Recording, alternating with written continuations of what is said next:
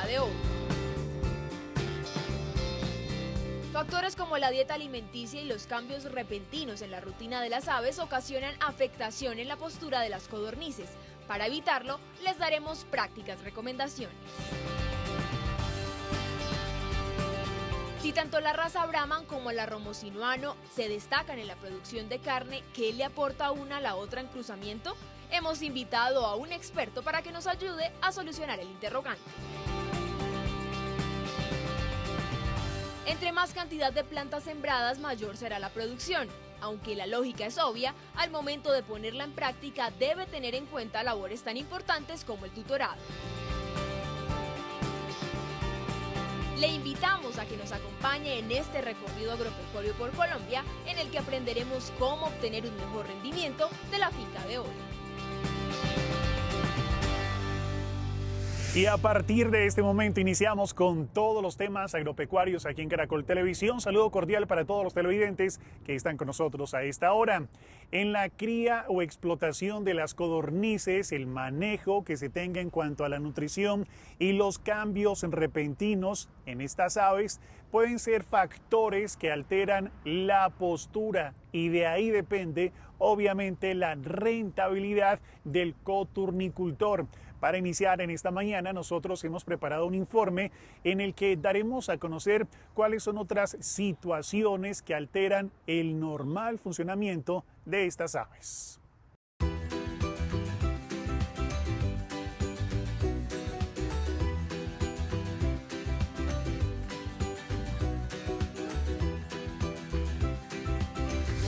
La cría de codornices ponedoras es una actividad pecuaria que cada vez resulta más atractiva para productores de todo el país, pues se estima que este negocio mueve cerca de 2.9 billones de pesos anualmente por la venta de producción en cáscara, gracias al incremento progresivo en el consumo interno que se ha venido presentando en los últimos 5 años.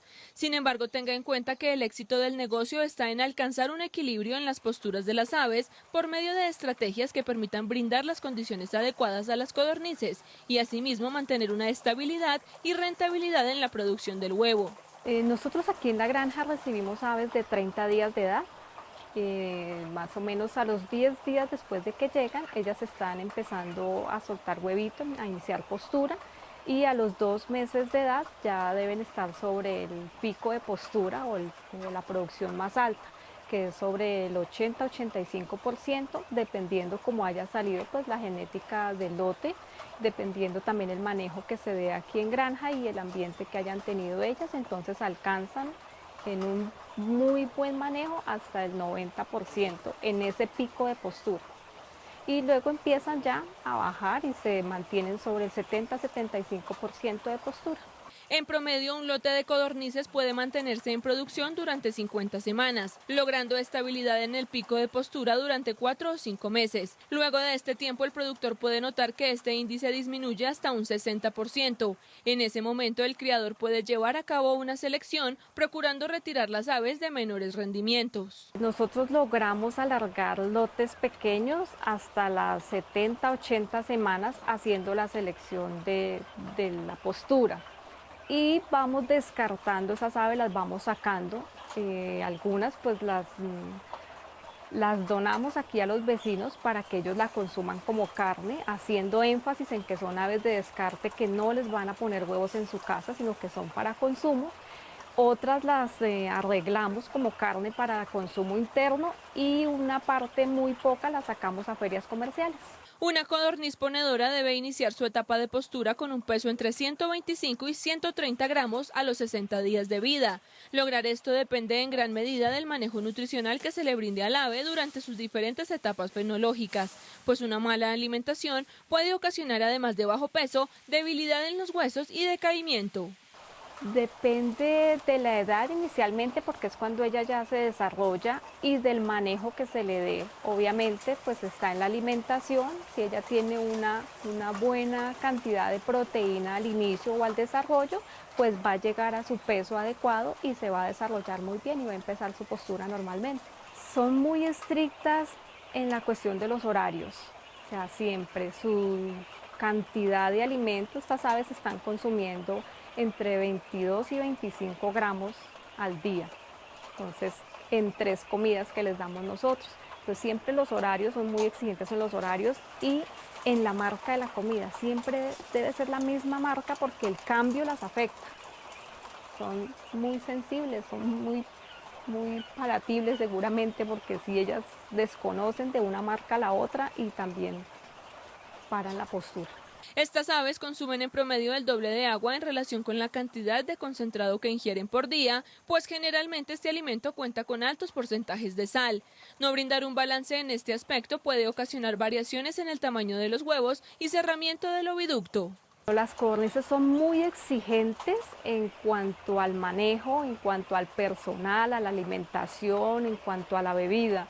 Entonces, cuando hay un bajonazo así inesperado es porque o les faltó agua o se les hizo un cambio de comida o un cambio de personal, o puede haber de pronto la intromisión de un animal extraño silvestre que haya venido a visitarlas en la noche, y es algo que uno no percibe, pero pues se da cuenta el otro día en la producción. Procure que los granos de concentrado sean finos para que las aves lo consuman de manera uniforme. Por su parte, el agua debe ser pura y renovada periódicamente para evitar su calentamiento. Diccionario Agropecuario. El glosario del campo colombiano. Capar. Extirpar o inutilizar los órganos reproductores de animales machos, ya sea externa o internamente. Diccionario Agropecuario. Tanto la raza bovina Romo sinuano como la Brahman son catalogadas de carne y muy buenas productoras de carne además. Ahora bien, ¿qué pasa cuando un ganadero decide tomar ambas razas para hacer cruzamiento? ¿Qué le aporta una a la otra? Y finalmente, ese F1 que obtiene el ganadero, ¿qué características sobresalientes se puede tener a partir de la madre y el padre? Pues esas son inquietudes que responderemos con este informe aquí en la finca de hoy.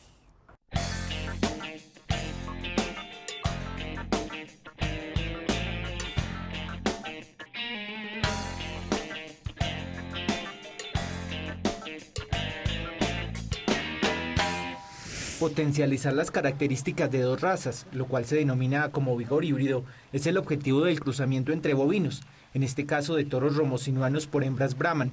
Mientras la primera raza no sobrepasa los 5.000 ejemplares en todo el país, la segunda representa por lo menos el 90% de toda la ganadería cárnica colombiana. El romo, como su nombre lo indica, es romo, o sea, que no tiene cuernos, topo, y sinuano, que es del Valle del Río Sinú.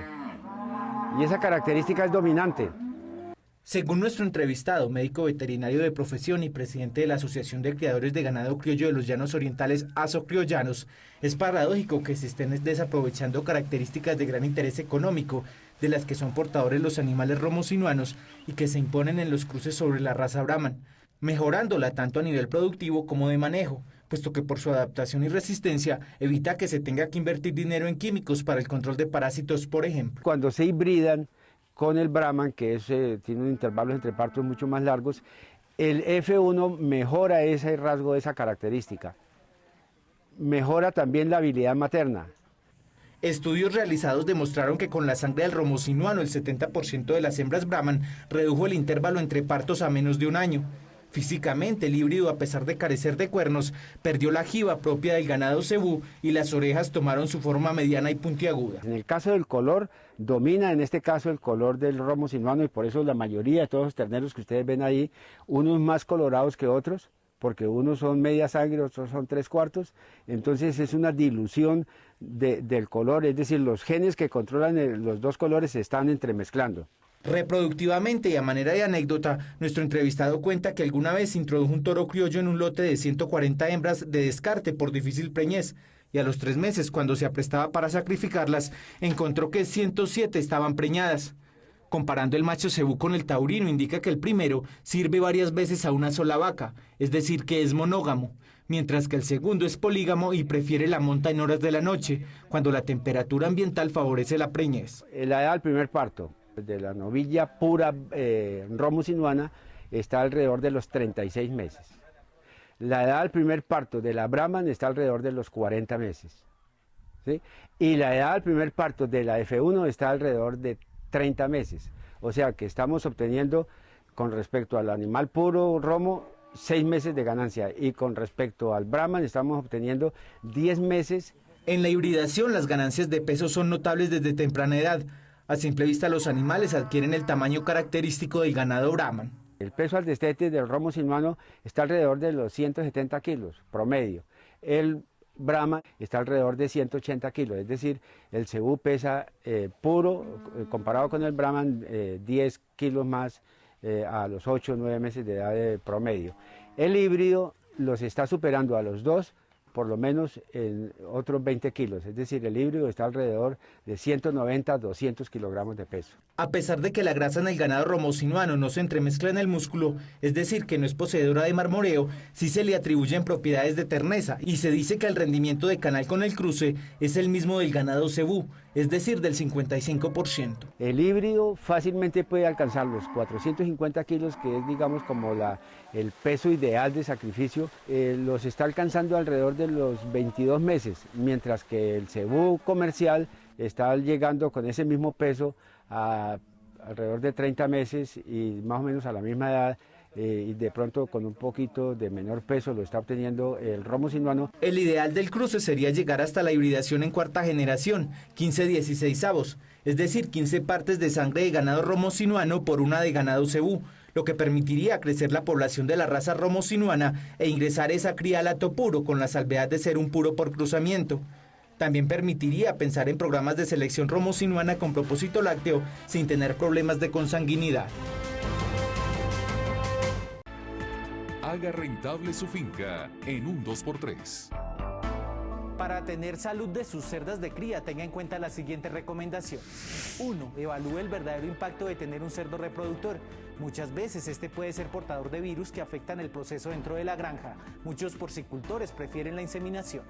2. Seleccione las hembras destinadas a la reproducción. Características como aplomos, con textura, resistencia, motricidad, mansedumbre y cantidad de pezones, ideal que sean entre 14 y 16, pueden ayudarle a tener mejores cerditas. 3. Haga cuarentena. Las cerdas que llegan nuevas al hato pueden ser portadoras de enfermedades. Verifique que éstas tengan todas las vacunas que requieren durante los primeros 21 días de nacidas. Aplique estos consejos y mejore los rendimientos productivos de su explotación en un 2x3. La gulupa es, por decirlo de alguna manera, uno de los cultivos exóticos aquí en Colombia. No es de los más comunes, pero a partir de él sí se puede obtener alguna rentabilidad. Y lo importante es que los agricultores, al momento de incursionar en este tipo de sembrados, tengan la información necesaria, por lo menos de la cantidad de plantas por hectárea y también de la infraestructura que deben acondicionar al inicio del cultivo.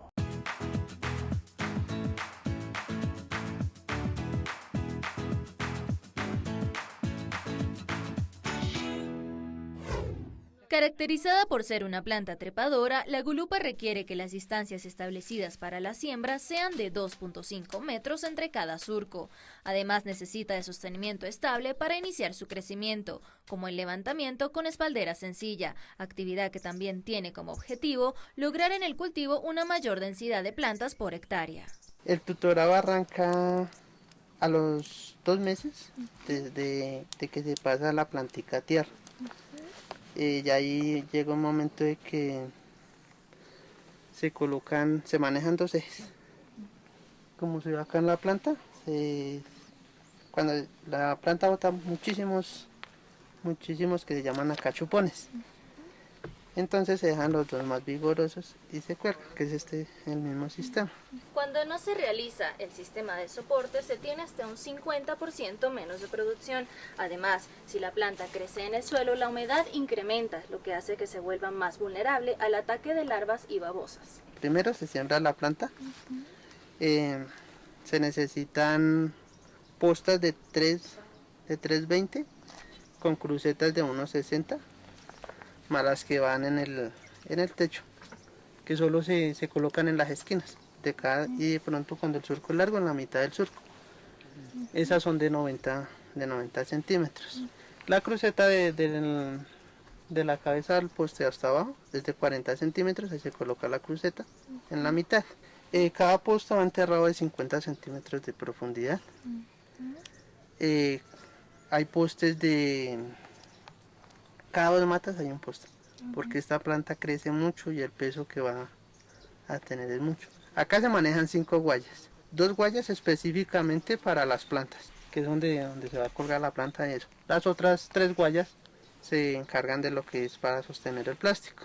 Los postes deben ir enterrados a una distancia de 5 a 6 metros entre cada uno. Si la zona donde se establecerá el cultivo es un terreno en pendiente, los postes a instalar deben ir en sentido contrario a la misma. Además, para que el sistema de levantamiento sea efectivo y se logre el objetivo final en densidad de plantas, es necesario analizar la orientación del sol en el sector y la dirección de los vientos para evitar que ocurra un volcamiento.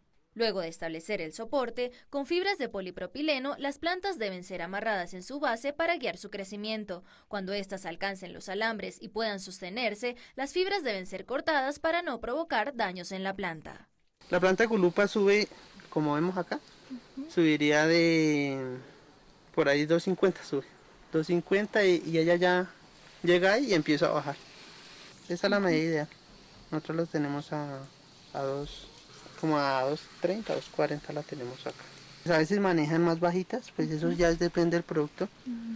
Pues entre más bajito menos producción, porque menos va a descolgar. Entre más alto pues más producción, pero entonces nos dificulta las labores de cosecha, de poda. Además de lograrse mayor cantidad de plantas de gulupa y por consiguiente mayor cosecha, también se obtiene una mejor calidad, frutos sin roña, daños internos y externos. En la finca El Vergel, ubicada a 1890 metros sobre el nivel del mar en el municipio de Ovalá, Cundinamarca, el sistema de levantamiento ha permitido que en la actualidad se manejen 2.000 plantas por hectárea. De no aplicar dicho sistema, la densidad disminuiría incluso a la mitad. Va a haber más espacio y más fácil las labores culturales del cultivo, porque digamos eso en el piso, pues no se va a poder manejar. En cambio acá pues se va a guiar, se va a obtener mejor producción. O sea, si ahorita estamos con el doble de plantas que si fuera sin este sistema. Si las plantas han contado con un soporte firme, luego de los 8 meses de haber sido sembradas, comenzarán su proceso de producción y a los 15 meses se notarán los resultados en volumen y cantidad por hectárea cultivada, además de asegurar que la vida productiva de cada planta llegue a los 4 años. Noticias agropecuarias. Según informe del Ministerio de Agricultura, se contempla que todo el mes de mayo presentará volúmenes de lluvia por encima de lo normal en Chocó, Antioquia, sur de Córdoba y Cesar, norte de Santander, suroccidente de Boyacá, Cundinamarca y oriente del Tolima. Según informa el Ministerio, la Mesa Agroclimática se ha activado con el objeto de brindar recomendaciones en materia de agricultura, porcicultura y avicultura. Para mayor información, puede ingresar a la página del Ministerio www.minagricultura.gov.co y descargar el boletín agroclimático. Ya está abierta la convocatoria del tercer concurso nacional de calidad de café Colombia Tierra de Diversidad. Las inscripciones estarán abiertas desde el 15 de mayo hasta el 15 de agosto y pueden participar cafeteros colombianos y extranjeros con finca en el país. En el certamen se entregarán distinciones por 25 millones de pesos a cada ganador evaluado en acidez, cuerpo, suavidad, balance y exótico. Para ampliar su información, escriba al correo concurso.calidad@cafedecolombia.com. Síguenos en @lafincadehoy. Y antes de finalizar esta mañana todo el contenido agropecuario aquí en Caracol Televisión, le invitamos para que visite nuestra videoteca agropecuaria. Simplemente en nuestro canal de YouTube están todos los videos, los informes que nosotros diariamente presentamos aquí en La Finca de Hoy. Ingresa y nos busca como La Finca de Hoy y puede disfrutar de todo este contenido agropecuario. Por supuesto, gracias por haber estado con nosotros en esta mañana. Que tenga feliz día.